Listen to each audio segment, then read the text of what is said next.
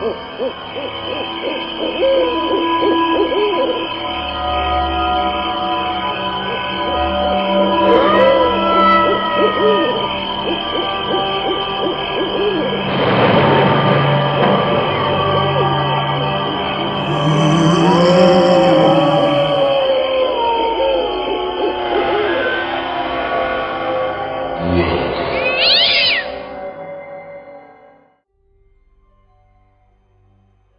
and welcome to the Halloween Podcast, your source for weekly Halloween news, ghost stories, and spooky nostalgia. I'm your host, Lyle Perez.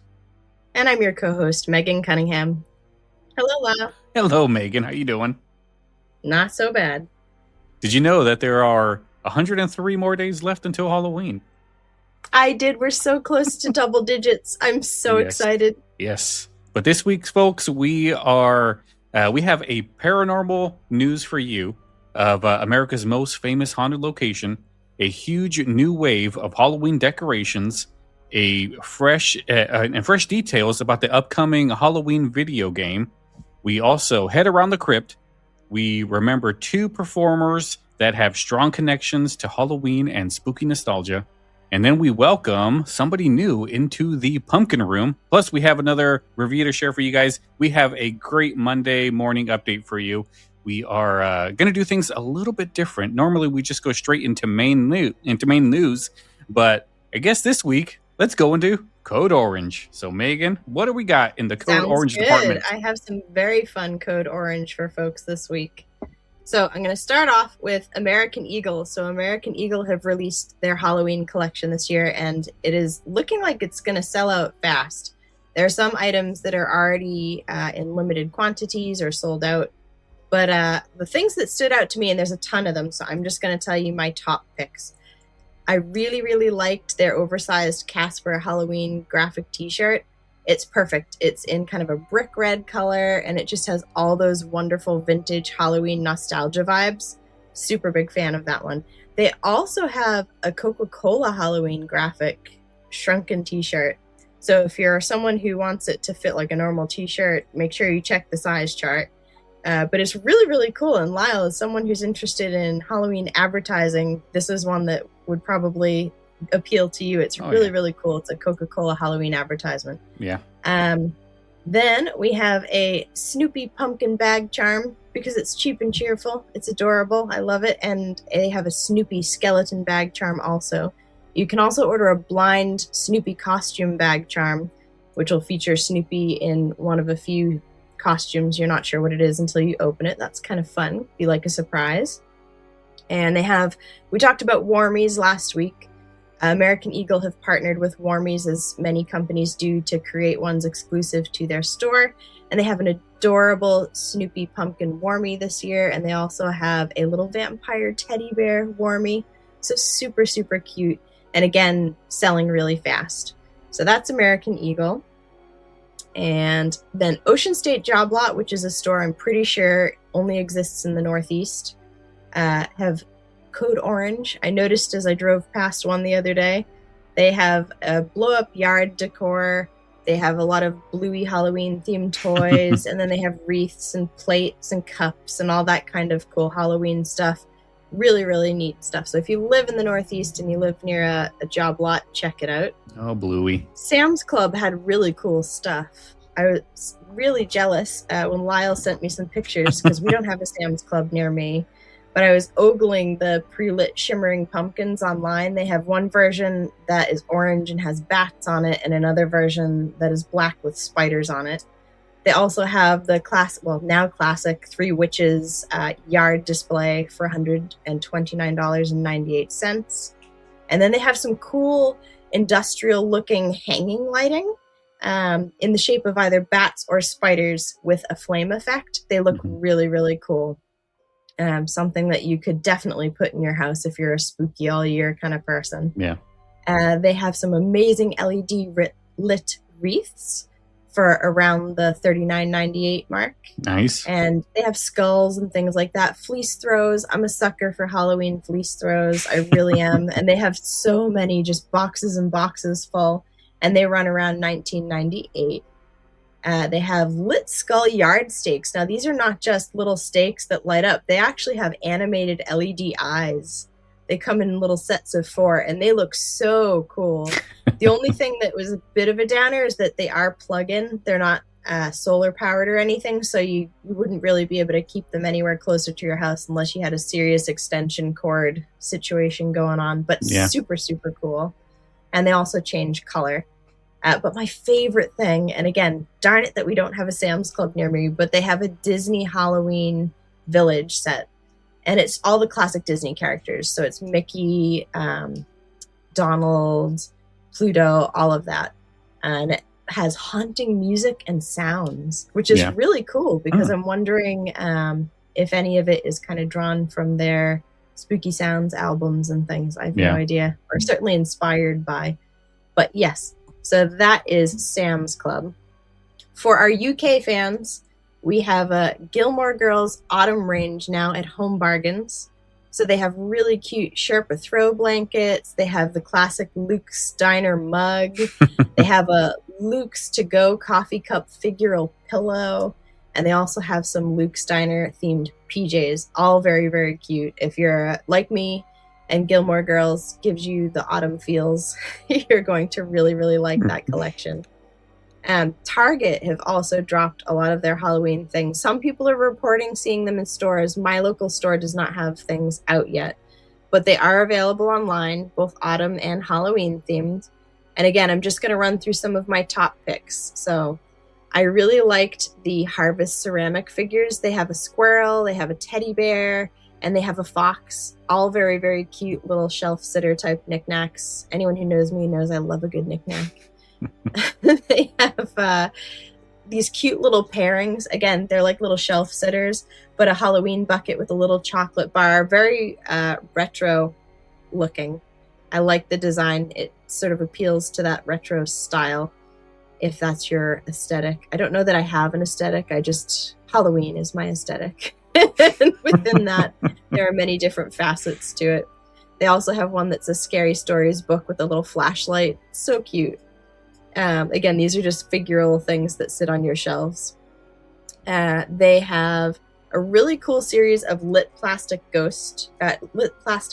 One has a ghost, one has a gravestone, one has a skull in it. Really, really cool looking. And all of these things are really affordable. That's one of the things I love about these, super affordable. However, I do want to ask, whoever's in charge of ordering their games, are you okay? Because I feel like there was a disturbing trend when I looked through the various games that were available for Halloween. And just to give you an idea here, they have one University Games Murder Mystery Party. I appreciate the name though, Bullets and Brie. I love a good bit of brie. I feel like there are other women out there who would also be like, yeah, cheese is the best. So yeah, bullets and brie. Sounds great. But then we head on to Hunt a Killer, Blood and Ink. And we have two different, let's see here, two different unsolved case files. One is the Pineview Killer game, and one is Jane Doe game. And then we have Manner of Death, which is a autopsy game. Oh boy. So everything is about murder and autopsy. So again, whoever's in charge of ordering their games, are you okay? Do you need to speak to somebody? They're just noticing the trend. They're noticing. Yeah. Like, women love them. I'm sure any one of these on its own is really, really fun. But there were so many of them, one right after another. I was like, oh boy. Love them murder shows. Yeah. Anyway, moving swiftly on, they had a very cute sculpted spider bowl as well, for anyone who's looking for a really cute candy bowl. And they also had just cute little shelf sitter items, ceramic ghosts. They have a cute little Halloween tombstone bath rug. Again, all stuff that's super affordable.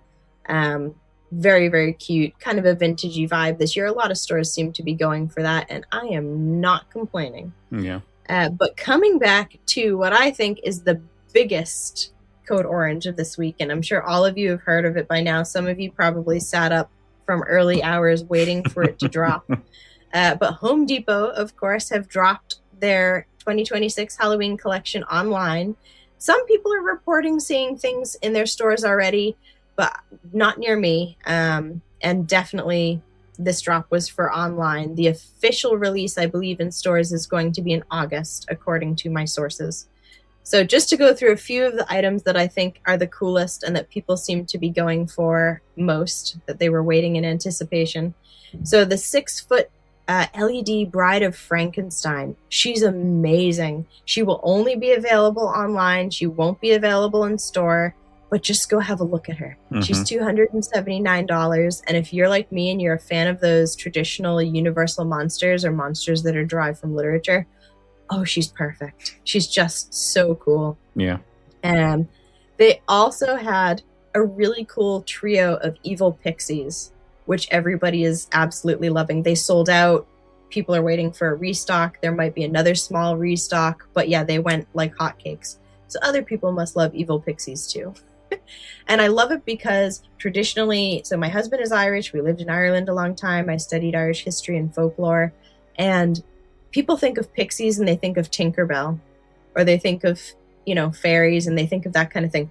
That is not how traditional Irish and British folklore depict fairies or pixies. They are malicious as often as they are helpful. They can be evil as often as they're sort of good. It really depends. So the idea that they've leaned into the evil pixies and they're bringing that idea back to its original origins makes me really happy. They also have a new 12-foot skeleton that you can control from an app on your phone, and you can talk through it. So it has a feature where you can talk into your phone and the skeleton will repeat what you're saying, but with voice changes. Yeah. So you have a neighbor walking across your lawn that you don't really want there. You can talk through your skeleton. Or disturb the poor UPS delivery guy. Be like, don't leave that there. Put it at the other door. Yeah. It says that on the package. But yeah, so that's really cool. And people really, really wanted it. A giant-sized LED mummy, 11 feet tall. Very, very cool. They have a 3-foot animated LED Stitch. And he has movement and he makes sounds. And he's so cute. So if you're more into the cutesy, family-friendly type decoration, that's one to go for. It's $199. They have a whole series of really cool Wicked Woods haunted trees. And I'm a huge fan of haunted trees. I think I've mentioned that a few times. But you could create your very own haunted forest in your front yard if you were to buy all of these. They're so, so, so cool. One that I thought was kind of fun, Grave and Bones LED John, the Last Call Mixologist. So it's sort of a hipster-looking bartender with his mixing glass. But he's a skeleton. But the beard's still there. The big hipster beard's still there. It's fantastically funny. I love it. One that people went absolutely crazy for, and one that I definitely would have bought had I had the place to store it, is the animated creeping spider. This is a 6-foot spider that has the ability to move its legs, and it makes kind of noises, and it can move, I believe, 3 feet forward or backwards. So you could hide it in your lawn if you have some smoke going or something. It looks like the spider's crawling towards someone. It was amazing. They have a really good quality flying monkey from The Wizard of Oz. They have a 3-piece set of gremlins. Really, really good. And then a separately sold animated LED mohawk gremlin. And they're amazing quality. If you're a fan of gremlins at all, even vaguely, these are the GOAT. They're just amazing. I've never seen yard decorations themed gremlins that are this good. Wow. They're really, really, really detailed. But yeah, so that is my rundown for Home Depot.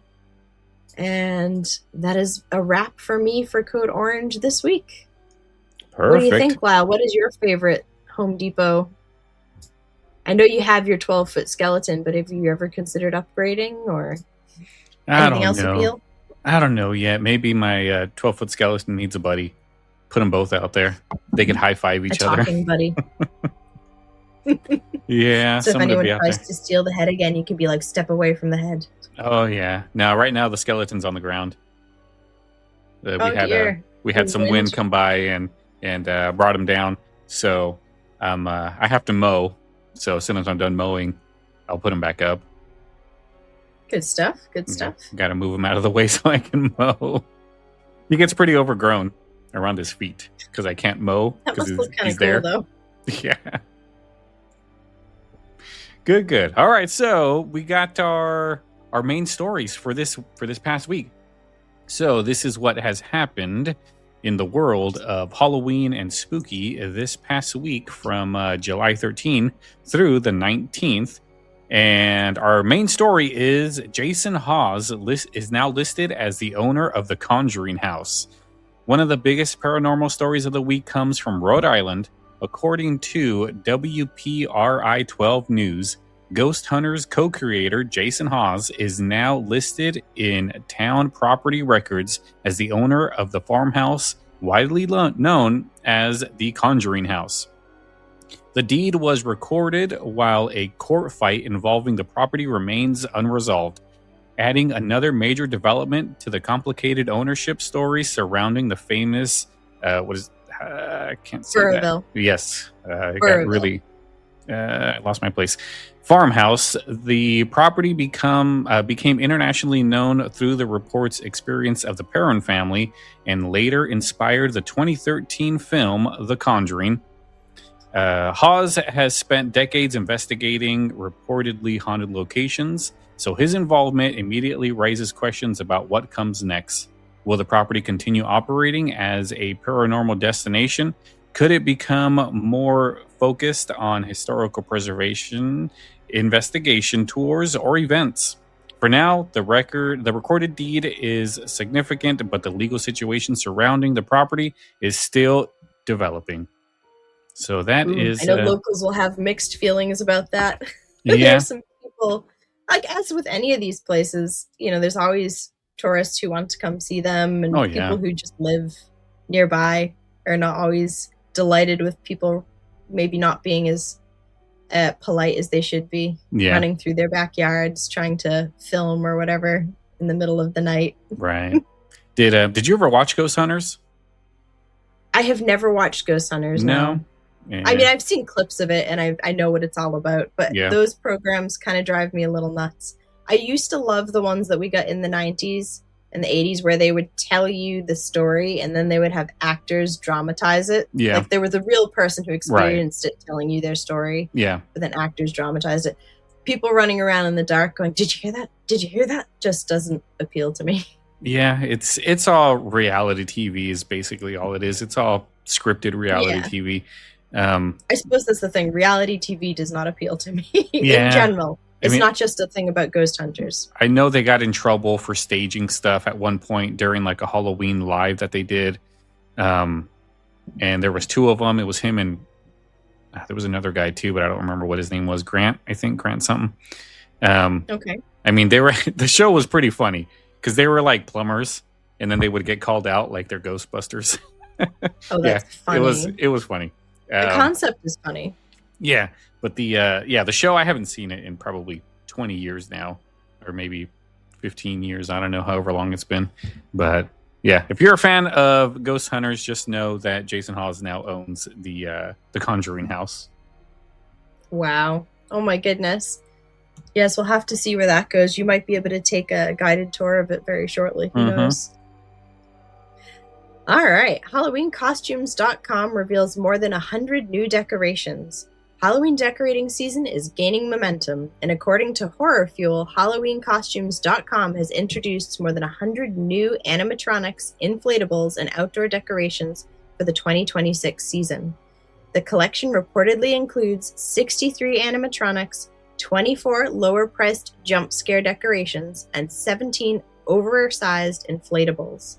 Licensed characters and themes featured in the release include the Addams Family, Texas Chainsaw Massacre, The Nightmare Before Christmas, The Lord of the Rings, Poppy Playtime, and DC Comics. The size of the release shows how early the Halloween retail season is now beginning. We are still more than 3 months away from Halloween, but retailers are already revealing some of their largest collections and taking pre-orders for the decorations people will use this fall. Yeah. Speaking of their pre-orders, one of their DC Comics animatronics features the Joker, and it's a 6-foot Joker animatronic. They're taking pre-orders now, and it looks just like Heath Ledger's Joker. Yeah. I mean, it's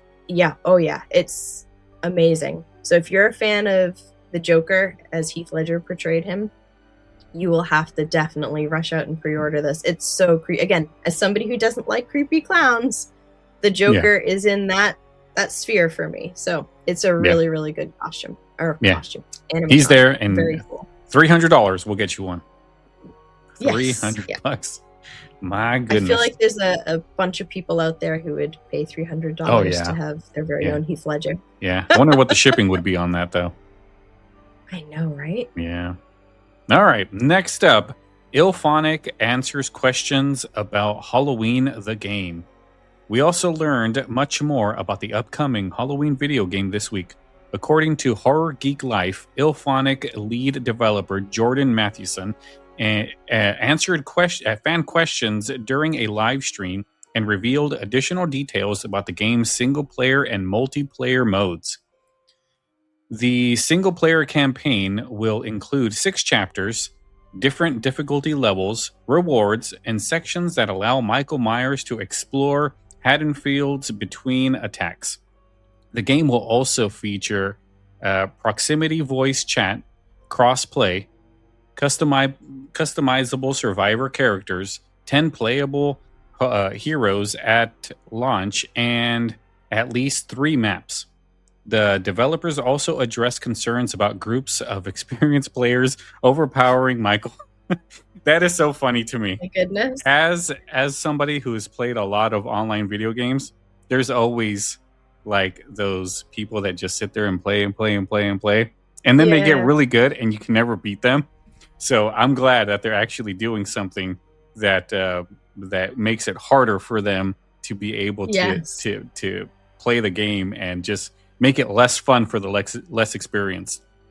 Nice. Michael will have abilities designed to keep him dangerous even when several survivors work together against him.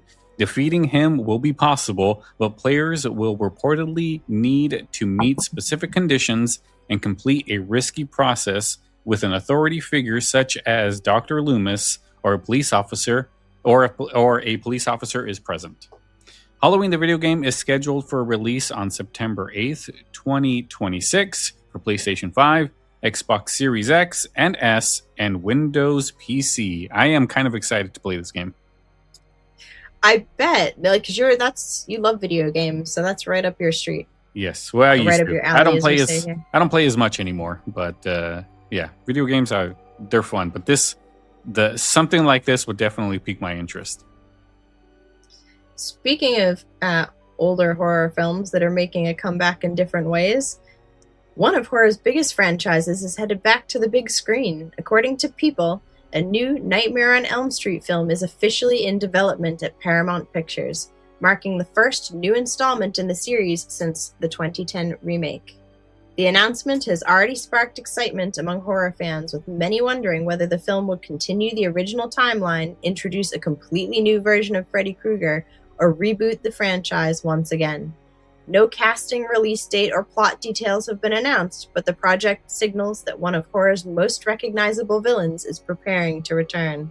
The news also prompted Robert Englund to comment on the future of Freddy Krueger. While he has reportedly said he's retired from physically portraying the character, Englund told People he would consider returning for a limited role, such as providing Freddy's voice in an animated project or making a brief appearance. For now, however, fans will have to wait as Paramount begins the next chapter in the Nightmare on Elm Street legacy. And it's being produced by Wes Craven's wife and son. Oh, nice. So people who are very much attached to his original vision. Yeah. So that makes it interesting. Yeah, it is. I don't know how I feel about it, but remakes are never as good as some of the originals, but who knows? Maybe they might do it right. They might do it right. You never know. They might be one of the good ones. It rarely happens, but we'll see. We'll see. We'll withhold judgment until we've watched it. Yes. We'll definitely cover it for you here, folks. Don't you worry. Yes. So that's all of our main stories. Let's head to Around the Crypt. The Forsaken Lands plans a move. One of Connecticut's largest haunted attractions is preparing for a major relocation. The Forsaken Lands has reportedly received approval to move from Godsend to a larger property in Winchester. Thank you. The attraction will sit out the 2026 Halloween season while the team rebuilds and prepares the new location. The expanded site is expected to offer more room for the haunt itself, additional parking, and opportunities for future growth. That is really cool. I'm glad that they're moving to another location. I love hearing that Halloween themed things are getting bigger rather than smaller. Oh yeah, let's do it. Oh yeah, more popular. It seems to be getting so big now. Like, I never really noticed it, but all of the pumpkin spice is all out now. Mm-hmm. Like, it's all there. Yeah. And usually don't start seeing it until like September. But no, we were surprised that it's already out there. It's in the stores, thankfully. Yeah. It doesn't come out, restaurants and things won't start releasing it until next month, and sort of drive-through places. But if you're in the store, you can totally buy it now. Yeah. I have been buying it. Next thing you know is that Starbucks is just going to start releasing it in July. I know, right? Yeah. At least they usually wait till August and September, but we'll see. I think August this year is when we're slated for a drop, but we'll give you more information on that as we have it. Yeah. I mean, if I remember correctly, I think it was Starbucks that really pretty much started the whole pumpkin spice thing. Absolutely. And I'm in coffee. Yeah, pumpkin spice coffee. In coffee. And I'm kind of glad that pumpkin spice has a life of its own now, and it's not just following what Starbucks does. It took off, and it's gone. It is gone. Oh yeah, for sure. It's definitely not just a Starbucks thing anymore. It's everywhere. Pretty much every brand has some kind of pumpkin coffee, and I'm there for it. Yeah, I'm 100% there for it. I stock up, and I do drink it throughout the year. Yeah. I generally have a cup of pumpkin spice something while we're doing one of these, just to keep me in the spirit. So yeah, very excited. Nice. Choose Your Own Adventure releases Fairy House Halloween. So the classic Choose Your Own Adventure series is getting into the Halloween spirit with a new release for younger readers.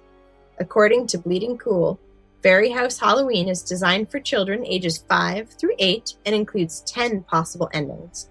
The story takes place on the day before Halloween and follows a child who discovers a hidden fairy house and meets Beazle, a fairy in training who needs help saving Halloween.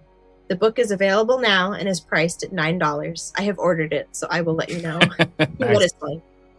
Nice. They did have, if I remember correctly, they did have another Halloween one that was more older. I am not familiar. If they did, I don't know. I think they did. I might be misremembering something. I guess I can look it up real fast. Of course, me being the way that I am. Choose Your Own Adventure books became kind of a thing. A lot of different publishers did them. Like even Goosebumps ended up with Choose Your Own ending kind of things. Yeah. I got it right here. Haunted Halloween Party is a Choose Your Own Adventure. And a thrift store or thriftbooks.com has it for $90. So what? Good luck finding that one, guys. But there's another one that I just saw looking at the Choose Your Own Adventure. Oh, there's another one. Hold on, let me go back real quick to this one. The Haunted House is the one that is Choose Your Own Adventure. Number 2 is the Haunted House. And that one looks pretty cool. That one's more reasonable. That one's $9 right now. I should add that one to my cart. Yeah, that's better. Let me add that to my cart because I think we can have a lot of fun with these in future episodes. There's another one right here that I thought was cool called the Vampire Express. So Vampire Express. Is that also Choose Your Own Adventure? It is. These are all Choose Your Own Adventures. This one is number 31. Nice. So we can definitely we'll have some fun with that. We should definitely do an episode on these. Yes. Like the Halloween scary ones. But I love it. Yeah. All right. So next up on Around the Crypt, we have Gladstone Gaol announces Halloween ghost tours. Halloween celebrations are also taking place from beyond the United States. According to I don't even know how to say that, Adelaide.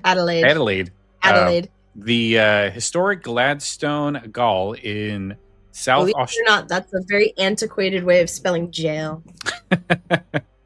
Just jail. Gladstone Jail. It looks weird, but it's jail. Is that how you say it?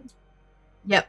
Jail? Yep. Gaol. It's not jail. like goal, but with the A in front of it? Nope. Jail. Gladstone Jail. Oh, boy. I suck at reading. In South Australia. English, in fairness, so you're okay. Yes. Will open after dark for special Halloween ghost tours. Guests will be guided through the former prison while hearing stories about its history, former inmates, and reported paranormal activity. It gives visitors the opportunity to experience the property after dark while learning about the real history behind its haunted reputation. Oh, so good. Yeah. I don't know if I'll ever go to it, but it is fun to know that it's there. I know. Yeah, never know. Yeah, I have zero interest going to Australia. Zero. Really? Yeah. You're afraid of all the things that can kill you? I don't like all of those things. Not because they can harm you, because I just don't like them. Like I'm not really scared of it. I just don't like it. It creeps me out, but I'm not scared of it, which doesn't really make sense. But that's me for you. Yeah, I feel like that sound survival instinct there. Maybe. Who knows? Yeah, no, I feel like that's definitely some sound survival instinct, Lyle. So that's the Around the Crypt. I have a cousin that lives in Australia, and she does listen. But yeah, I don't know how she manages. She has a husband who's Australian, and we often joke it's her own personal Crocodile Dundee because he deals with all the giant leggy things and slithery things and all that stuff. Yeah. I couldn't. Yeah, I guess if you grew up with it, but I grew up in a neighborhood. We didn't have any of those. We didn't have snakes. We didn't have coyotes running around. Like we didn't have none of that. So yeah. But at the last, I don't know, 30, not 30. Yeah, probably about 25 years of my life now has been lived in those places. Where I used to live in Anza, which was out in the mountains. So we'd have coyotes, we'd have rabbits, we'd got spiders, tarantulas. We had a lot of creepy things, centipedes. Oh, wow. But that's kind of cool, though. It didn't really scare me. It's more of a try to keep them away from the kids type deals. Of course, yeah. And now being in Tennessee, we got snakes everywhere and tons of crazy stuff. Ugh. Yeah, you get it all. Now, I don't mind snakes. Snakes don't bother me. And in fairness, insects and spiders and things don't bother me either until they're of a certain size. Oh, boy. Which is where we come into the Australia thing. I feel like a lot of their wildlife is just massive. Man. And I don't mind spiders at all. Like, I'll take them out of the bathtub, do whatever else. I tend to rescue them and put them back outside. Mm-hmm. But when the spider's as big as your hand, that gives you pause. Yeah, it does. It does. All right, folks, this week in Halloween history, I have some fun stuff for you today. So first off is something that most of us, lived through. So the theatrical release of Hocus Pocus was released on July 16th, 1993. All right. It's released in theaters on July 16th. Disney's Hocus Pocus is officially 33 years old. Man, 33. Wild. That makes me feel like I'm 40. Despite its summer release, the spooky classic has grown over the last 3 decades into an essential viewing tradition for Halloween fans worldwide. Yeah. The Sanderson sisters' legacy is assured, although it was a box office flop. It was. Initially, it didn't make nearly as much money as they hoped. Yeah, well, they released it in July. I know it was not ideal, but they also released Nightmare Before Christmas that same year, so I suppose they were trying to... Yeah, they didn't want to compete with each other. They had 2 dual films, and they had to make a choice, one over the other. Yeah, but I think they probably could have done one... Like, if they would have done it, released this one in September, and then released A Nightmare Before Christmas at the beginning of October, they could have hit them both, like one after the other. But who knows? I know. Anyway, it's become a cult classic, and you're definitely, if you're our age, you're definitely going to remember this film. Although I do feel like there's a Camp Halloween Town and a Camp Hocus Pocus. Yeah. I'm a little older, so by the time Halloween Town came around, I was not as much into that kind of thing. Mm-hmm. Whereas I was right in the target age range for Hocus Pocus. Yeah. And I remember seeing it a couple of times in theaters. Absolutely loved it. I know it was filmed in Salem, Massachusetts, okay? And I grew up in Massachusetts. Yeah. So people were excited that there was a film that was filmed here that was being shown. So that was part of it too. Yeah. Maybe people kind of missed it because, as you say, it was released in summer. Yeah. But we definitely all saw it multiple times. But they're two different stories. I mean, I don't know how somebody can really pin them together. They're two different stories with two different. Agreed. Totally agree. Why do you have one or the other? Have both? Yeah, have both, because it's. I mean, they're not really like. I don't think Halloween Town had 3 old witches that are trying to destroy the town. No, but it does have that witch theme to it. Yeah, I guess so. But it's different. Like, it's not like these were evil witches. It's not like they were fun witches like in Halloween Town. Which was what I loved about it. Which was what I did not like. I feel like they missed the mark on the second film. Have you seen it? No. Well, Hocus Pocus? Yes. Yeah, I saw the second one when it came out. What did you think? It was okay. It was not like the first. I would have loved to have seen like more of a continuation versus let's just rehash the old story again, but with new characters. Yeah, it wasn't. I don't know. It didn't have that funness anymore. There were so many gags that they probably could have done that they didn't do.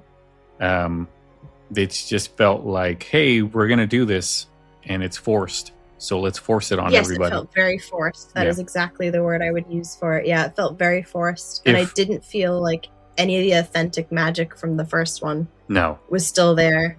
Yeah. There was too much of a play. The first one was that straightforward folklore witch, right? So she's evil, she turns up, she doesn't like you, she's going to eat the children. It worked perfectly because it's the ancient story that's been there tale as old as time. Right. And I feel like there's too much effort to try and be like, well, these are the bad witches, but the kids are kind of good witches.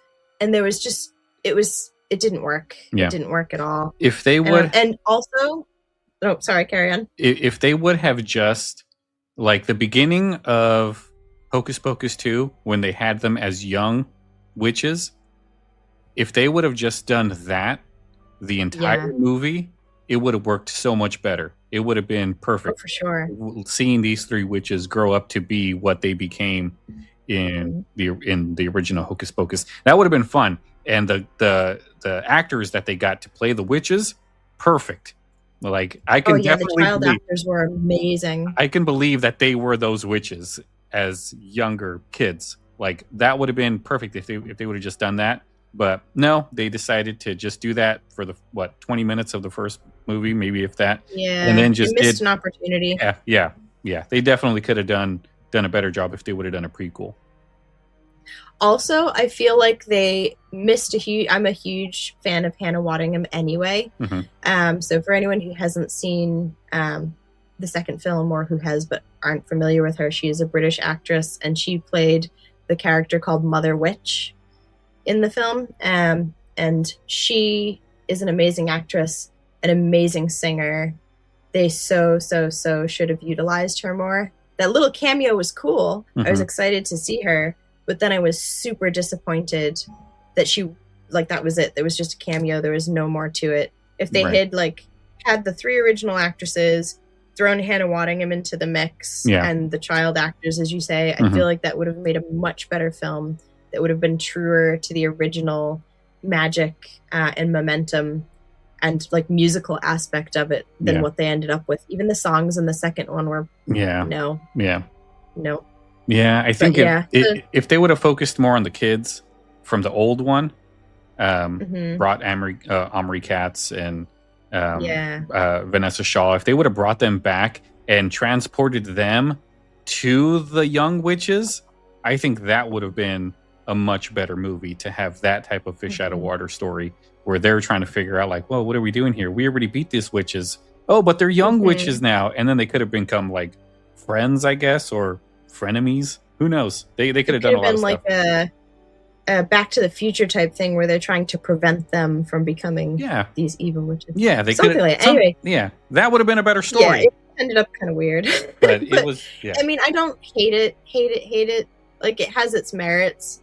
And if you didn't know about the first film and you'd only seen the second film as its own film, it's fun. Yeah. But if you're trying to compare it to the first one or loop it in with the first one, you can't. I just don't prefer it as much. Yeah. And I know they're making a third one. So I think in part that's because they realized they missed the mark and they're hoping to go back and have a second go. And I've heard lots of chatter about them trying to get more of the original cast back. So I'm really hoping that they're able to recover what wasn't a franchise. It was perfect when it was just a single film. Yeah. But now that it's a franchise, I hope they're trying to recover the franchise rather than just dive bomb it. Yeah. I don't know. Well, Disney's really gone downhill with a lot of the stuff that they've done lately. I mean, they're just doing everything but just turning it on to live action stuff, which I'm not a fan. Yeah, a lot of people don't like it. There was a lot of stuff with that Snow White movie that came out. And yeah, it was not good. Not good at all. Like, the only live action ones I've actually seen, like actually bothered to watch, were The Jungle Book and Beauty and the Beast. And they're okay, but they're just not as good as the cartoons. Like, the problem with a lot of these, The Jungle Book wasn't a musical, the live action one, in the same way that the cartoon was. Right. Some of the songs from the cartoon are amazing. Yeah. Particularly if you like jazz and stuff. The Beauty and the Beast one was, and Emma Watson's a great actress, and I appreciate her in other things, but it didn't need to be done. Beauty and the Beast was fine the way it was. Just leave them the way they were. Like, if you're really looking to do something, remaster them, like spiff up how they look if they've degraded over time, and re-release them as they were. In the theaters. Don't try to modernize everything and turn everything into live action and reinvent the wheel. Like, certain things were just perfect as they were. Please leave them. Yeah, I agree with you on that one. But yeah, so that's my thoughts on that. This episode is brought to you by Progressive Insurance. Do you ever think about switching insurance companies to see if you could save some cash? Progressive makes it easy. Just drop in some details about yourself and see if you're eligible to save money when you bundle your home and auto policies. The process only takes minutes, and it could mean hundreds more in your pocket. Visit Progressive.com after this episode to see if you could save. Progressive Casualty Insurance Company and Affiliates. Potential savings will vary. Not available in all states. All right, now we're moving into the older history, the history. July 13th, the Black Sunday Chicago murders of 1966. So mass murderer Richard Speck broke into a South Chicago student nurse townhouse and systemically terrorized, tortured, and murdered 8 student nurses over the course of several hours. The townhouse on 100th Street in South Chicago, where he committed this, is said to be haunted. Oh. The home sat vacant for long stretches after the crime, and neighbors routinely called police to report flickering lights inside the empty building, disembodied weeping, and dark, amorphous shadows passing by the upper story windows where the lone survivor famously hid and escaped. The home was eventually demolished, but locals still consider the vacant footprint a grim and somber sight. Also on July 13th, the death of the mad monk Marat. So Jean-Paul Marat, a radical and bloodthirsty journalist during the French Revolution, was stabbed to death in his medicinal bathtub by Charlotte Corday, creating a famous and morbid scene often immortalized in art. So, following his assassination in his bathtub on July 13th, his heart was famously embalmed and suspended from the ceiling of the Cordeliers Club in Paris to serve as a revolutionary relic. Oh, that's dark. Yeah. Local Parisian legend claims that the phantom of Marat, dripping wet and clutching his chest, has haunted the club's meeting rooms ever since. Man.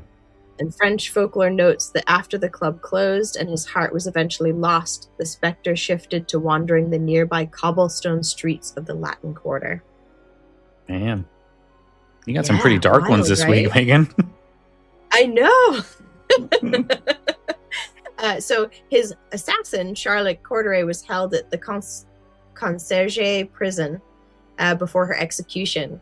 And French ghost lore frequently ties the spirits of the revolution to the old buildings of Paris, with claims of disembodied whispers and cold drafts in the triangular courtyards and stone corridors where high-profile prisoners of July 1793 took their final steps. Wow. Yeah. Oh, it gets better. Oh, boy. July 14th. So again, storming of the Bastille, so we're still in the French Revolution. It was the quintessential flashpoint of the French Revolution and began when an angry mob stormed the hated medieval fortress prison in Paris, hunting for gunpowder to fuel their revolution. So though the medieval fortress was completely torn down shortly after it was stormed, the site remains tied to standard French revolutionary ghost stories, and phantoms of headless prisoners and medieval guards have long been staples of local parish night tours, supposedly manifesting near the modern Place de la Bastille. Man. The Phantom Guard of seven prisoners is said to be there. So, of course, when they stormed the Bastille, they wanted to let the prisoners out while they were there, and there were only 7 prisoners there. But they dragged the guards out and decapitated them. And the ghost of one of these guards is said to haunt the area as well. The plaza, so they'll see a headless figure dressed in 18th century military coat holding a ghostly lantern. Ooh, that's a creepy image right there. But one I'd love to see. Also, right? I feel like you're creating this as we speak. Yes. So, also on July 14th, the death of Billy the Kid in 1881. Yeah. So the infamous American Old West outlaw, William J. Bonney, a.k.a. Billy the Kid, was tracked down and shot dead in Fort Sumner, New Mexico by Sheriff Pat Garrett. Visitors to his heavily reinforced caged gravesite in Fort Sumner frequently report intense cold spots, electronic malfunctions, and the distant sound of phantom boots scraping across the dirt. The nearby courthouse where Billy pulled off his infamous bloody jailbreak is considered highly paranormally active. Investigators and tourists report hearing heavy iron shackles being dragged across the wooden floorboards and disembodied whispers in the stairwell where he shot his deputies. Billy the Kid. Yeah, July 15th.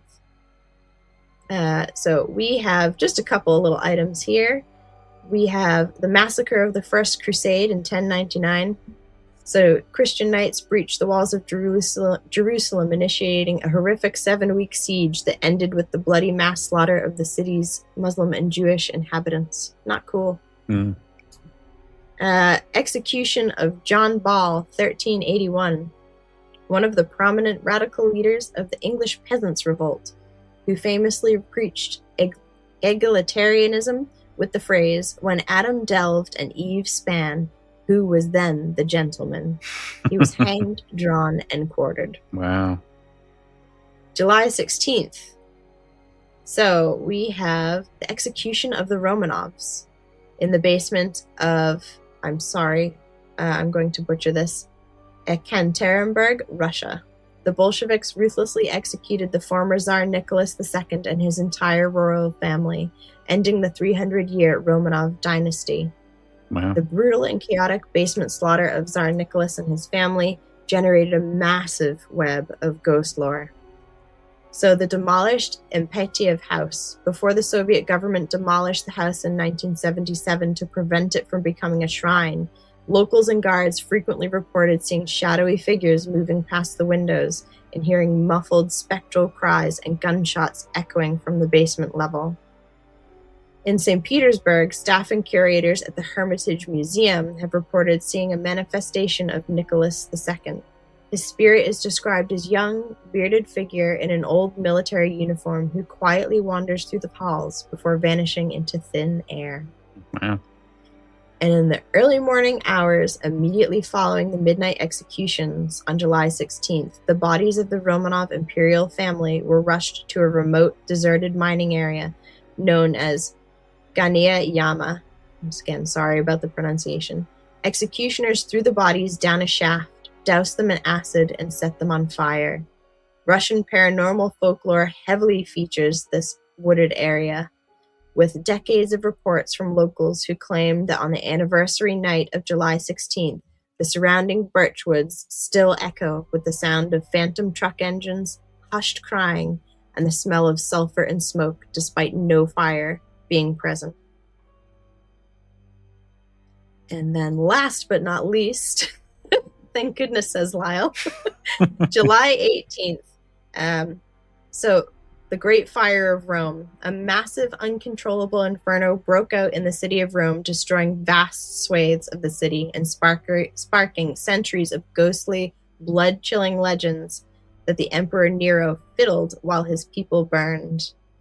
The massive inferno broke out near the Circus Maximus, and to deflect public fury and rumors that he caused the fire, Emperor Nero famously blamed the city's small Christian population, torturing and burning hundreds of them alive as human torches in his private gardens. Roman legend has long held that the modern-day Vatican Hill, the historical site of Nero's circus and gardens, became heavily cursed. Early Roman folklore claimed that the agonizing wails of the burning victims could be heard, rising from the soil on hot midsummer nights, especially a dark supernatural reputation for the area centuries before St. Peter's Basilica was constructed. Couple things. This story is musically impossible. He could not have fiddled as the city burned because the fiddle did not exist in ancient Rome. No? No, stringed instruments played with the bow, which is the fiddle is obviously one of them, weren't invented until roughly the 11th century, so about 1,000 years after the time of Nero. Yeah. He may have played on the lyre or something else like that, but he certainly didn't fiddle. It was largely propaganda and things like that in years later that led to that particular story. And yeah, so whether it's cursed, we don't know. But yeah, so there we go. Yeah. Where history gets it wrong, apparently. Yes. Yeah. Well, you'll find an awful lot things that people have quoted and quoted and quoted in history are often just made up. Yeah. Somebody made them up somewhere along the line because they had some kind of tie to the opposite side and really had to make, well, we could say all kinds of things. Anne Boleyn did not have 6 fingers. And there are all kinds of things about various monarchs in the medieval period that were also not true, but that their detractors were just inventing. Yeah. Crazy. So that was This Week in Halloween History. Yeah. Next up, I think we are headed up to In Memoriam. More death. Yes, more death. Sorry, folks. More death after Megan's slew of killings in the Halloween History Week. It was a bad week in history. Yes. So, a great week if you're a ghost hunter, I suppose. Yeah.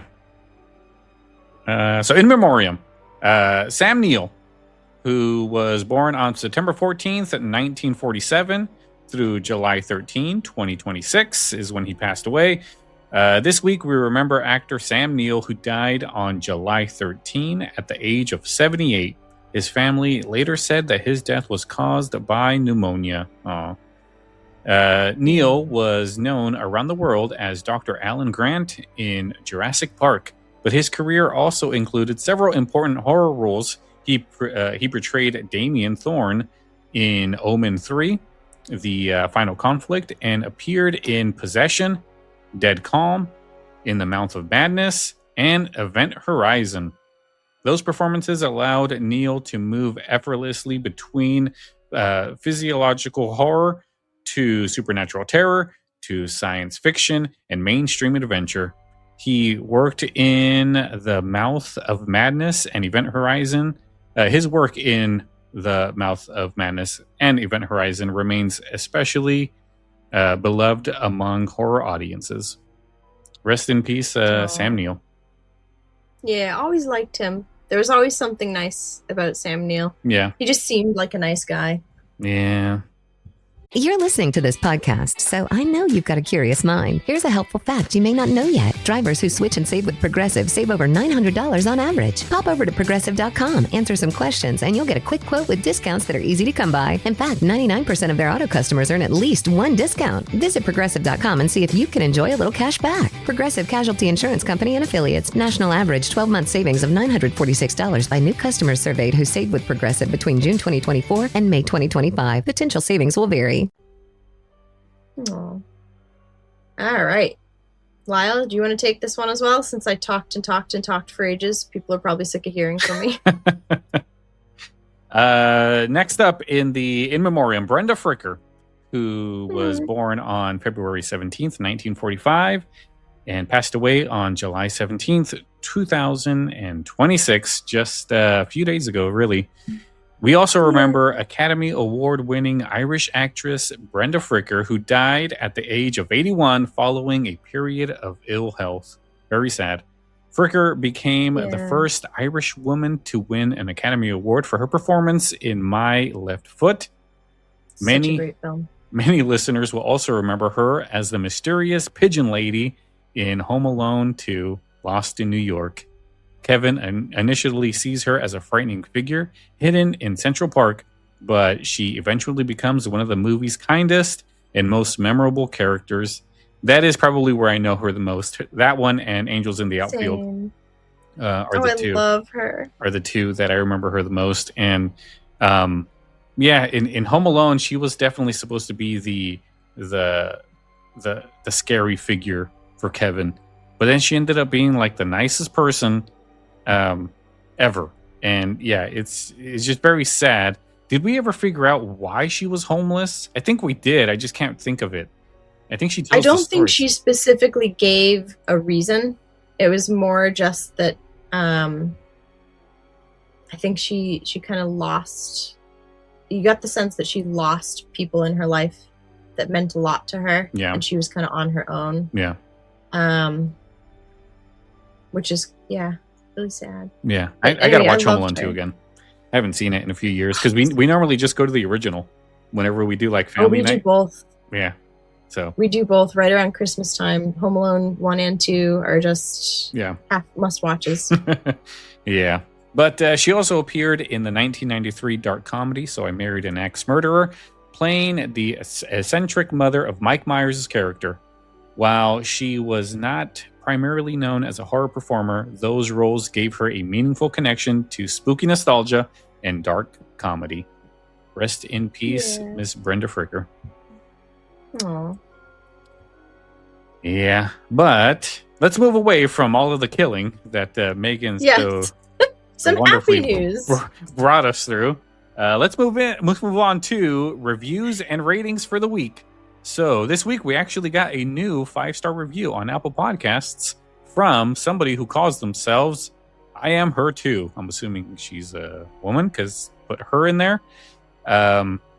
This review is titled Best Halloween Podcast. Thank you so much. I Am Her Too. She goes on to say, I love everything about this show. Love the Monday Halloween updates, which is what we're doing, and Haunted Thursday. Okay, cool. Such a brilliant show that deserves more recognition. Well, thank you. I appreciate that. We would like to thank you for taking the time to review us. We really appreciate it. We love hearing that listeners are enjoying the Monday updates. And Haunted Thursday, I hope you enjoy all of the other shows as well, which I'm sure they do. People love all of the Halloween stuff that we put out.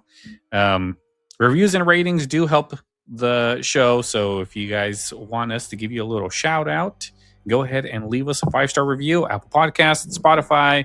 Well, you can't really leave reviews on Spotify, just ratings, but just leave us some kind words and we'll definitely get you on a Monday update. Perfect. Very excited about this next one. So it is time to welcome our newest supporter into the Pumpkin Room. Ooh. And this week, the Pumpkin Room opens its doors for Abby Sibley. Ooh, Abby. Thank you so much, Abby. Yeah, Abby, thank you for supporting the Halloween podcast and helping us continue to bring listeners great Halloween news, ghost stories, and spooky nostalgia throughout the year. Abby is particularly dear to me because she's my BFF over in England. Hi, Abby. Yes. Yeah, met Abby years and years ago when I was living in England, and she is now my oldest friend. Nice. But yeah, so hi, Abby. Well, thank you for supporting us. We really appreciate you helping us pay the bills to keep this thing going, and delighted that you're an avid listener. Yes. Well, now that she also really admires your wife's crochet skills. Oh, did she? Yeah. Yeah, she commented on one of our photos. She was like, "Oh my goodness," because she's a very talented fiber arts creator. Yeah. Well, Mandy does a lot of crocheting. I mean, she did. I think she left a message on the Sanderson sisters, or the comment. Yes, Abby was very impressed with Mandy's Sanderson sisters. Yeah, she just sits there and just cranks them all out, and I'm like, okay, cool, that's amazing. And I'm like, well, what is that supposed to be? And she's like, it's the head of so and so, and I'm like, oh, fun. What do you mean that's Jason's mask? She's like, yeah, Jason's mask goes right all over the head. I'm like, great. I'm glad you can see those things because I can't. But love it. Yeah. Well, Abby, thank you so much for joining the Pumpkin Room on Patreon. If you guys want to become a member of the Pumpkin Room, just go to patreon.com/thehalloweenpod and support the show with a small donation. You can enter the Pumpkin Room, and you get some fun stuff. I'm assuming we do special opening shows for you guys on the Monday updates, so you'll be able to hear us banter and do a bunch of other stuff that never really makes the show. So if you like behind the scenes stuff, you'll definitely want to join in the Pumpkin Room.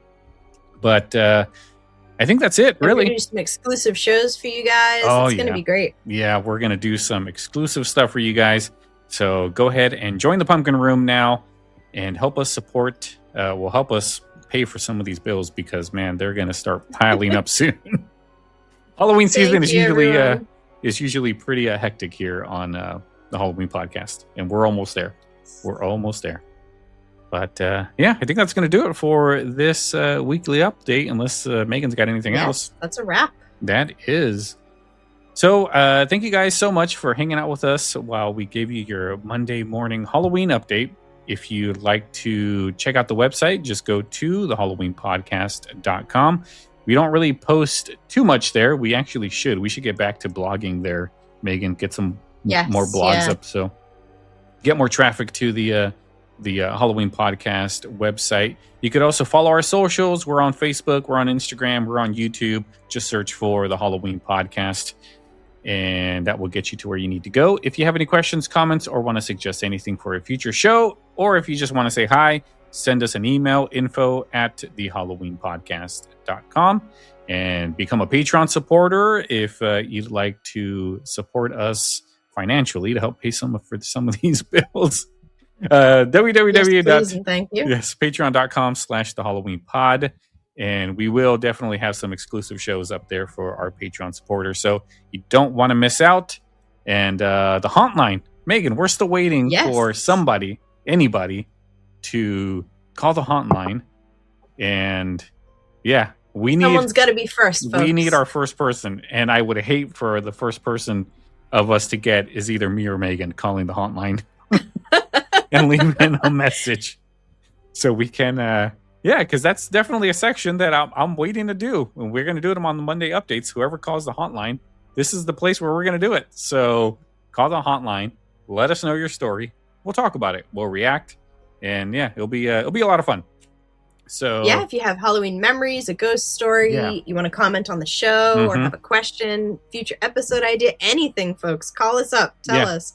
I feel like Janine from the Ghostbusters, sitting there filing my nails because nobody's calling. And then all of a sudden, hopefully the phone will be busy. That's what we want, guys. So please call the hotline. The phone number is 731-400-0472, and it's just an answering machine, so you don't have to worry about anybody picking up. It will just be the answering machine. You don't have to talk to us. You don't have to. We're not going to answer or nothing. No one's going to ask any questions. So just go ahead, give us a call, let us know, or even let us know what you think of the podcast. If you want to just leave us a review on the hotline, just call it and let us know. and we'll definitely get you on a show. But just remember that the hotline doesn't really tell us who you are when you call, so you have to tell us who you are in speaking voice. Because if you want credit, you got to tell us. Yeah, you got to tell us who it is. And just remember to please keep it clean and family friendly so that we can play it on the podcast. Yes, this is a family friendly show, which I am proud that we get to offer that, because I know there's a lot of podcasts out there that are just sailors. And yes, I always tell everyone, because I do get asked that a lot, why it's all family friendly. And I tell people is nobody will ever leave me a bad review because I don't swear enough. But if you do swear enough, somebody is definitely going to leave you a bad review saying that you swear too much. So that's why all of my shows have always been family friendly, because I truly believe that. But just keeping it family friendly here on the Halloween podcast.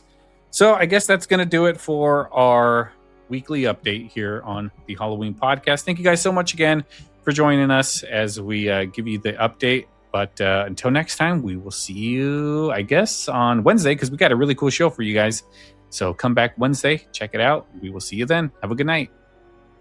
Have a good night, everyone.